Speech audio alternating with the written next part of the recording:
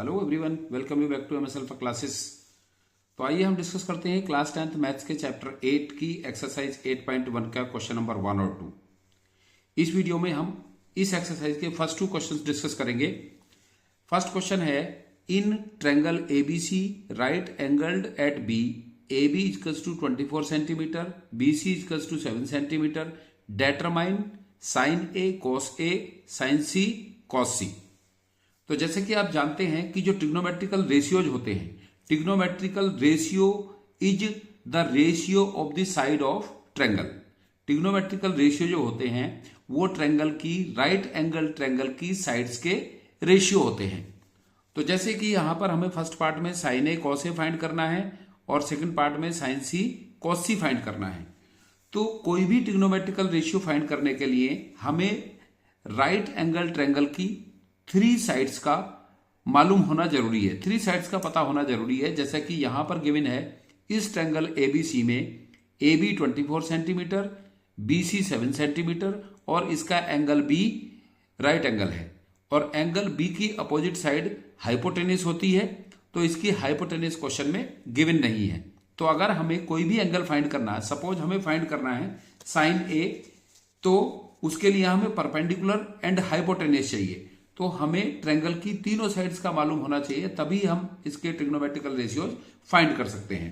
तो जैसा कि हम ऑलरेडी इसके बेसिक इंट्रोडक्शन में स्टडी कर चुके हैं, पढ़ चुके हैं पहले, और अगर आपने इसी एक्सरसाइज से या इसी क्वेश्चन से इस वीडियो को देखना शुरू किया है, तो इससे पहले आप जाकर पहले इस चैप्टर का जो बेसिक इंट्रोडक्शन है उसको समझ लें, उसको पढ़ लें अच्छे से, उसको सीख लें आप अच्छे से। उसके बाद फिर एक्सरसाइज में आएंगे तो एक्सरसाइज को करना बहुत इजी हो जाएगा, क्योंकि बिना कॉन्सेप्ट के आप एक्सरसाइज नहीं कर सकते हैं या एक्सरसाइज आपके लिए बहुत डिफिकल्ट हो जाने वाली है। तो जैसा कि हमने इंट्रोडक्शन में सीखा था कि जो इस ट्रिग्नोमेट्रिकल रेशियोज को याद करने का एक सिंपल तरीका है, पंडित बद्री प्रसाद हर हर भोले। तो ये अगर हम सूत्र याद कर लेते हैं, ये एक सेंटेंस याद कर लेते हैं, तो फिर हम कोई भी ट्रिग्नोमेट्रिकल रेशियोज को आसानी से फाइंड कर सकते हैं। तो इसमें जो पंडित बद्री प्रसाद हर हर भोले है, तो इसको हम ट्रिग्नोमेट्रिकल रेशियो से कैसे रिलेट करते हैं? साइन A के लिए, साइन एंगल के लिए परपेंडिकुलर अपॉन हाइपोटेन्यूस होता है, कोस A के लिए बेस अपॉन हाइपोटेन्यूस होता है और टेन A के लिए परपेंडिकुलर अपॉन बेस होता है।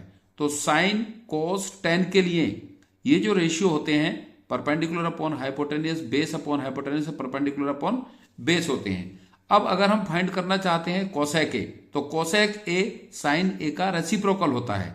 साइन A होता है perpendicular upon hypotenuse, cosec A होता है hypotenuse upon perpendicular, hypotenuse upon perpendicular. इसी तरह से कोस A का रेसिप्रोकल होता है सेक A। Cos A base upon hypotenuse होता है और सेक A हाइपोटेन्यूस अपॉन बेस होता है। तो हम कोस A का रेसिप्रोकल कर देते हैं और उससे फिर सेक A फाइंड कर सकते हैं। टेन A होता है परपेंडिकुलर अपॉन बेस और टेन A का रेसिप्रोकल होता है कोट A। तो कोट A होता है बेस अपॉन परपेंडिकुलर। तो ये इस तरह से अगर हम sine A cos A tan A find करते हैं तो इसका रेशियो एज इट इज रहता है। और अगर हम फाइंड करते हैं कोसेक A, सेक A या कोट A, तो इनका इसी सीक्वेंस में इसका रेसिप्रोकल कर देते हैं। तो इसलिए हमें कोई भी रेशियो फाइंड करने के लिए, कोई भी ट्रिग्नोमेट्रिकल रेशियो फाइंड करने के लिए ट्रायंगल की पहले तीनों साइड फाइंड करनी होती है। तो इसमें 2 तो ऑलरेडी गिवन है और इसकी हम थर्ड साइड फाइंड कर लेंगे यूजिंग पाइथागोरस थ्योरम। तो जो हमारा पाइथागोरस थ्योरम है ये हम प्रीवियस क्लासेज में ऑलरेडी पढ़ चुके हैं।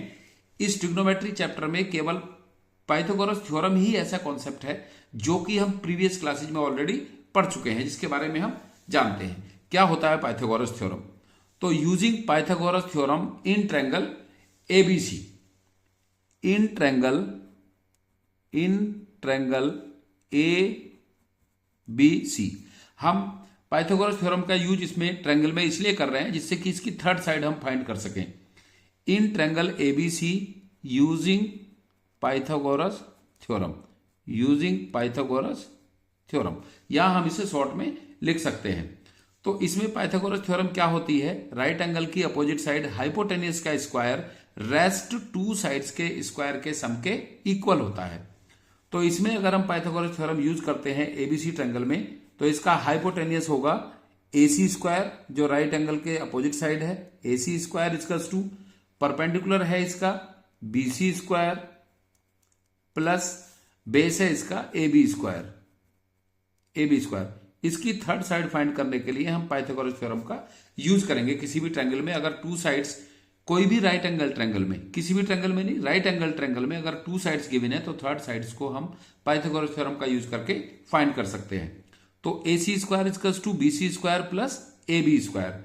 अब ए सी स्क्वायर हमें फाइंड करना है, तो बी सी इसमें गिवन है, बी सी गिवन है इसका 7 centimetre, B C 7 centimetre given है, 7 का square plus A B side 24 centimetre given है, 24 का स्क्वायर, तो ये होगा 7 का स्क्वायर होता है 49 और 24 का स्क्वायर होता है 576। आप इसको 24 को 2 बार मल्टीप्लाई करके इसको फाइंड कर सकते हैं। 24 का स्क्वायर 576 होता है और 576 प्लस 49 होता है 625। 6 प्लस 9 15, 1 कैरी, 1 और 7 8, 8 और 4 12, 1 कैरी और 5 और 1 6। तो ये आया ए सी स्क्वायर। अब हमें फाइंड करना है यहां से ए सी, तो ए सी फाइंड करेंगे तो इसका 625 का अंडर रूट हो जाएगा। ए सी स्क्वायर फाइंड था, ए सी स्क्वायर इजकल्स टू 625, तो ए सी फाइंड करेंगे तो इसका अंडर रूट हो जाएगा और 625 का अंडर रूट होता है 25। इसकी साइड सेंटीमीटर में है तो इसको भी हम सेंटीमीटर में लिखेंगे। अब हमें फाइंड करना है इसका फर्स्ट पार्ट, तो फर्स्ट पार्ट में हमको फाइंड करना है साइन ए कॉस ए। अब हम देखते हैं ट्रायंगल में, जैसा कि मैंने बताया था कि अगर हमें जो भी एंगल फाइंड करना है, जो भी एक्यूट एंगल फाइंड करना है, राइट एंगल ट्रायंगल का एक तो राइट एंगल होता है और रेस्ट 2 एंगल्स जो होते हैं उसके एक्यूट होते हैं, क्योंकि इन दोनों का सम 90 होता है और अकेला एक ये 90 होता है, तो ट्रायंगल का एंगल्स का सम होता है 180। तो अगर हमें ए एंगल फाइंड करना है तो ए एंगल के लिए जो उसकी इंक्लूडिंग साइड है वो बेस होती है और इसकी अपोजिट साइड परपेंडिकुलर होती है। क्योंकि हमें फाइंड करना है साइन ए, तो साइन ए होगा,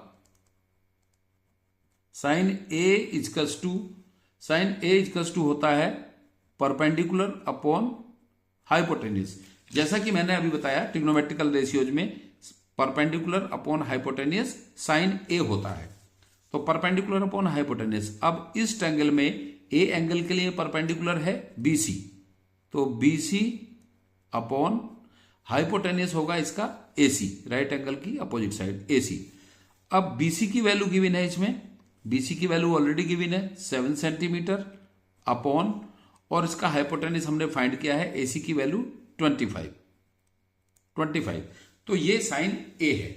अब हमें फाइंड करना है cos A, cos A find करना है, तो कॉस ए इजकल्स टू होगा, कॉस के लिए होता है, कॉस ए होता है बेस अपॉन हाइपोटेन्यूज, तो बेस अपॉन हाइपोटेन्यूज। अब यहां पर ए एंगल के लिए बेस इसका ए बी है और हाइपोटेन्यूज ए सी है, तो A B upon A C. A B की लेंथ है 24 सेंटीमीटर अपॉन, और ए सी की लेंथ हमने फाइंड की है 25 सेंटीमीटर पाइथागोरस थ्योरम का यूज करके। तो ये था इसका फर्स्ट पार्ट जिसमें कि हमें फाइंड करना था sign A and cos A. अब हम फाइंड करेंगे इसका सेकंड पार्ट। सेकंड पार्ट में है sine C and cos C. Second part में फाइंड करना है साइन सी, तो साइन सी। अब हम देखेंगे कि सी एंगल कौन सा है ट्रायंगल में, सी एंगल ये है, तो जो एंगल के लिए हम फाइंड करते हैं तो एंगल की अपोजिट साइड परपेंडिकुलर होती है। अब इसका परपेंडिकुलर ए बी होगा और इस एंगल की इंक्लूडिंग साइड बेस होगी। हमें फाइंड करना है साइन सी। साइन का रेशियो तो वही रहेगा हमेशा, perpendicular upon hypotenuse, but angle के अकॉर्डिंग उसकी साइड चेंज हो जाएगी। तो साइन सी इजकल्स टू होगा perpendicular upon hypotenuse, but sine C के लिए सी की अपोजिट साइड परपेंडिकुलर होगी और उसकी इंक्लूडिंग साइड बेस होगी, और हाइपोटेन्यूज कांस्टेंट रहता है हमेशा। राइट एंगल ट्रायंगल में राइट एंगल की अपोजिट साइड हाइपोटेन्यूज रहती है, तो इसका परपेंडिकुलर होगा साइन सी के लिए ए बी अपॉन हाइपोटेन्यूज है इसका ए सी, इजकल्स टू ए बी की वैल्यू 24 सेंटीमीटर है और अपॉन AC की वैल्यू हमने फाइंड की है 25 सेंटीमीटर, 25 सेंटीमीटर। अब हमें फाइंड करना है दूसरा angle cos C। Sine C हमने फाइंड कर लिया, अब फाइंड करेंगे हम cos C। तो cos C, cos का क्या होता है रेशियो साइड के अकॉर्डिंग, जो साइड का रेशियो होता है cos के लिए बेस अपॉन हाइपोटेन्यूज होता है। तो इसका बेस अपॉन हाइपोटेन्यूज। अब साइन cos C के लिए बेस होगा इसका including side BC equals to BC upon hypotenuse इसका AC जो B की अपोजिट साइड है AC equals to BC side given है इसमें 7 सेंटीमीटर अपॉन AC साइड हमने फाइंड की है 25 सेंटीमीटर। तो इस तरह से हम ट्रिग्नोमेट्रिकल रेशियोज किसी भी ट्रायंगल में उसकी साइड्स के रेशियोज के बेसिस पर फाइंड कर सकते हैं। cos C हमने फाइंड किया है बेस अपॉन हाइपोटेन्यूज, तो cos C के लिए बेस BC है और हाइपोटेन्यूज तो सेम रहेगा, राइट एंगल के अपोजिट साइड हमेशा बेस अपॉन हाइपोटेन्यूज, और बेस है इसका BC, C का इंक्लूडिंग साइड, और AC इसका हाइपोटेन्यूज, तो 7 अपॉन 25। ये 7 ऑलरेडी गिवन था और AC हमने फाइंड किया है 25 सेंटीमीटर। तो ये था इसका फर्स्ट क्वेश्चन। अब सेकंड क्वेश्चन देखते हैं। सेकंड क्वेश्चन क्या है, उसमें क्या करना है। सेकंड क्वेश्चन है इन फिगर, इस फिगर में find tan P minus cot R। तो सबसे पहले क्या करना होता है, हमारा फर्स्ट स्टेप ये होता है कि अगर हम कोई ट्रिग्नोमेट्रिकल रेशियो फाइंड कर रहे हैं और हम जानते हैं कि ट्रिग्नोमेट्रिकल रेशियो होता है किसी भी राइट एंगल के ट्रायंगल की साइड्स का रेशियो, तो हम देखते हैं कि उसमें क्या उसकी 3 साइड्स गिवन है। अगर 3 साइड्स गिवन नहीं है तो सबसे पहले हम पाइथागोरस का थ्योरम का यूज करके इसकी थर्ड साइड फाइंड करते हैं। तो आइए करते हैं शुरू इसको। इसका थर्ड साइड फाइंड करने के लिए in triangle PQR, in triangle PQR using Pythagoras theorem, using Pythagoras theorem. Pythagoras theorem का यूज करेंगे इसमें। तो पाइथागोरस थ्योरम होती है हाइपोटेन्यूज का square equals to sum of the square of other 2 sides. तो हाइपोटेन्यूज राइट एंगल की opposite side होती है, राइट एंगल की अपोजिट साइड है PR, so PR square equals to PQ square perpendicular का square plus QR square. PR square given है इसमें 13 centimetre, PQ given है इसमें 12 सेंटीमीटर। PR 13 सेंटीमीटर है, PQ 12 सेंटीमीटर है। हमें फाइंड करनी है QR, तो यहां पर लिखेंगे हम QR स्क्वायर। ये QR स्क्वायर हमने लिखा, इसको सपोज करो हमने इधर ही रहने दिया तो PQ स्क्वायर को हम इधर ले जाएंगे, तो ये हो जाएगा PR square minus PQ square equals to QR square. तो QR square equals to PR square minus PQ square. अब आपको लग रहा होगा कि ये कैसे हो गया, तो हमने PQ स्क्वायर को इधर ले आए, तो ये हो गया PR square minus PQ square, और QR स्क्वायर को इधर रहने दिया तो QR स्क्वायर इक्वल्स टू हो गया PR square minus PQ square. तो यहां से हम फाइंड कर लेंगे PR स्क्वायर। PR की वैल्यू हमें मालूम है, PR है 13, तो 13 का स्क्वायर माइनस PQ कितना है 12 है, तो 12 का स्क्वायर। अब 13 का स्क्वायर होता है 169 माइनस 12 का स्क्वायर होता है 12 जब 144। अब अगर हम 169 में से 144 माइनस करते हैं तो यहां आता है 25, और ये है QR स्क्वायर के इक्वल। लेकिन अगर हमें QR फाइंड करना है तो 25 का करेंगे हम अंडर रूट, और ये वैल्यू आएगी इसकी 5 सेंटीमीटर। अब हमें क्वेश्चन में फाइंड करना है tan P minus cot R। तो फाइंड करते हैं tan P। जैसा कि हम जानते हैं जो ट्रिग्नोमेट्रिकल रेशियो tan P होता है ये होता है perpendicular upon base. tan P होता है परपेंडिकुलर अपॉन बेस। तो tan P के लिए, इस एंगल के लिए tan P के लिए परपेंडिकुलर होगा QR, एंगल की अपोजिट साइड QR परपेंडिकुलर होती है और इंक्लूडिंग साइड बेस होती है। तो यहां से परपेंडिकुलर QR अपॉन बेस इसका PQ, QR अपॉन PQ।